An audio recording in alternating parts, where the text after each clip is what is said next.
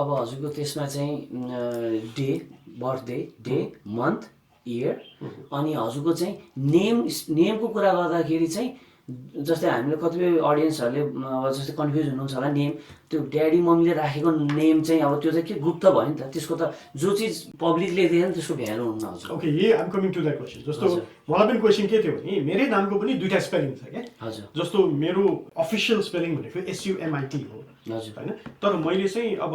धेरै ठाउँमा पहिला चाहिँ अब फेसबुकहरूदेखि लिएर सोसियल मिडियामा अरू ठाउँमा रेडियोमा टेलिभिजनमा काम गर्दाखेरि चाहिँ SUMET भन्थे, 6वटा ऊ राखेर क्या। सो त्यसरी यदि कसैले चाहिँ नाम परिवर्तन गरेको छ या चाहिँ स्पेलिङ परिवर्तन गरेको छ भनेदेखि त्यो दुईटै नाम पठाउनु जरुरी छ कि एउटा ओरिजिनल नाममा गयो? अब यस्तो छ हजुरको मोस्टली चाहिँ यो न्युमरोलोजीमा चाहिँ के हुन्छ भने अल अबाउट हजुरको एनर्जी भाइब्रेसन हो कि त्यो चाहिँ डेट अफ बर्थसँग त्यो अघि मैले भनेको driver number and conductor number अथवा डेस्टिनी नम्बर त्योसँग त्यो नम्बर अनुसार नेम स्पेलिङ मिलेछ भने perfect, super, that person is doing great in his life.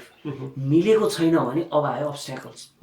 अब हामीले भने पाथ फाइन्डर अघि हामीले जिपिएसको रोल, अब मिलेको मान्छेको त ट्राफिकै भयो नि ऊ गयो आफ्नो डेस्टिनीमा, जसको मिलेको छैन उसकोमा अब हडल्स आउने हो। त्यसको लागि चाहिँ पब्लिक नेम फेसबुक, इन्स्टाग्राम, अनि हजुरको ट्विटर, अनि हजुरको टिकटकमा जुन name public name social media मान्छेले देख्दाखेरि चाहिँ तपाईँको जुन चाहिँ देखिने नाम छ, जस्तो तपाईँको जस्तो मै भनौँ न, मेरो पहिला के थियो भने अब SUMIT अफिसियल स्पेलिङ SUMET भनेपछि मैले चाहिँ अब देखाउँदाखेरि मैले यहाँ पठाउँदाखेरि चाहिँ SUMET भनेर पठाउनु पर्यो, न कि जुन चाहिँ अफिसियल या चाहिँ कागज पत्रमा हुने। त्यो डजन्ट म्याटर, किन त्यो त थोरै त्यो त हजुर रिजर्भ भएर बस्यो नि त होइन। पब्लिकले देख्यो भने बल्ल एनर्जी कन्भर्ट हुने हो, एनर्जी त्यो चाहिँ आफ्नो लाइफमा युज हुने भएको भएर पब्लिक सोसियल मिडियामा युज हुने नेमहरू पब्लिकली जस्तै कहिले काहीँ बोलाउँदा कान्छु भनेर पनि बोलाइन्छ नि त हजुर नाम बिगारेर, त्यसले राम्रो पनि गरेर आउनसक्छ, नराम्रो इफेक्ट पनि दिएर आउँछ। सोसियल मिडियामा जे नाम छ त्यो नाम चाहिँ हजुरको हामीले यहाँ चाहिँ उहाँहरूको अडियन्सहरूको चाहिँ ड्राइभर र कन्डक्टर अथवा मूलाङ्क र भाग्याङ्कसँग हामीले म्याचिङ गरायो भने अनि थाहा हुन्छ कि त्यो नाम स्पेलिङले कतिको काम गरिरहेछ उहाँको लाइफमा, भनौँ न हजुरको लक कतिको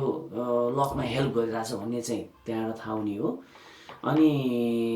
स्पेलिङ पनि क्यालकुलेसन गर्ने हजुरको कस्तो हुन्छ नि, यसरी गनेर होइन, फेरि कतिले एस, जस्तो मेरो नाम सागर SAGAR, मेरो त 5 छ, त्यो पनि